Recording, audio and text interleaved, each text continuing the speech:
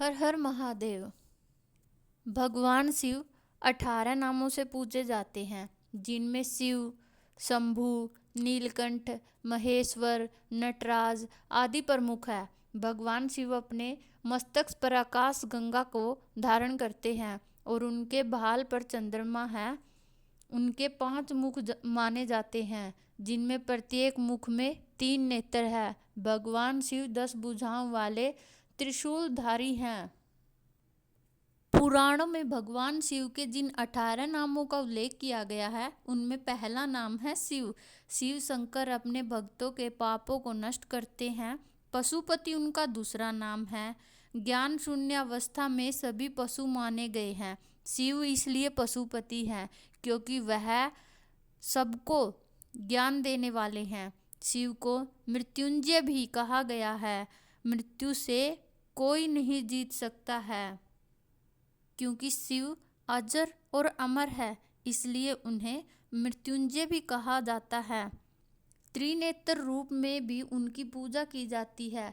कहा जाता है कि एक बार भगवान शिव के दोनों नेत्र पार्वती जी ने मूंद लिए। इससे पूरे विश्व में अंधकार छा गया। सब लोग जब व्याकुल हो उठे तो शिव जी के ललाट पर तीसरा नेत्र उत्पन्न हुआ।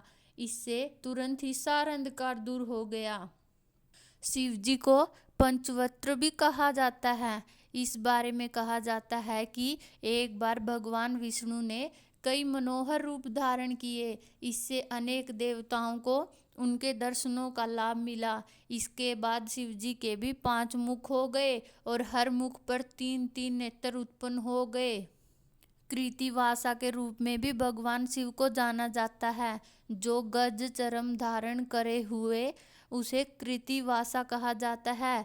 महिषासुर के पुत्र गजासुर के कहने पर शिवजी ने उसका चर्म धारण किया था। शीतिकंठ के रूप में भी भगवान शिव की पूजा की जाती है। जिसका कंठ नीला हो उसे शीतिकंठ कहा जाता है।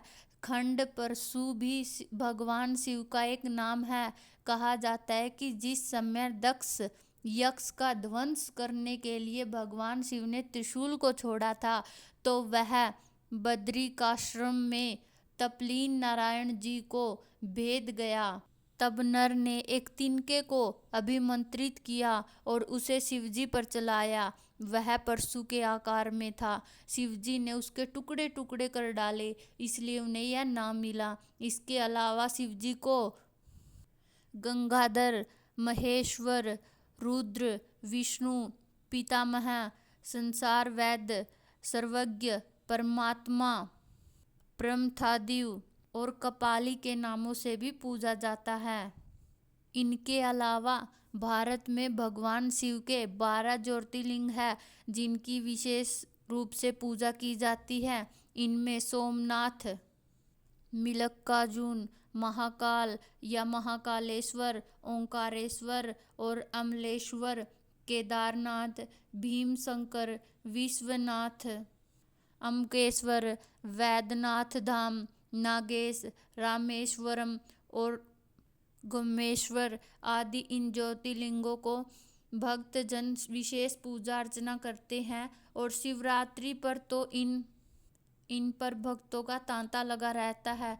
ब्रह्मा और विष्णु भगवान शिव में से ही उत्पन्न हुए हैं। एक बार भगवान शिव ने अपने वाम भाग के 10वें अंग पर अमृत मल लिया। वहां से एक पुरुष प्रकट हुआ। शिव ने उनसे कहा कि आप व्यापक हैं, इसलिए विष्णु कहलाए जाओगे।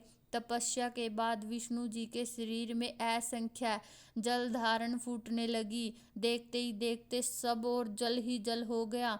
विष्णु जी ने उसी जल में श्रमण किया। बाद में उनकी नाभि से एक कमल उत्पन्न हुआ। तब भगवान शिव ने अपने दाएं अंग से ब्रह्मा जी को उत्पन्न किया। उन्होंने ब्रह्मा जी को नारायण के नाभि कमल में डाल दिया। तभी हैरत से विष्णु और ब्रह्मा जी एक दूसरे को देखने लगे। भगवान शिव ने कहा कि मैं विष्णु और ब्रह्मा तीनों एक ही हैं।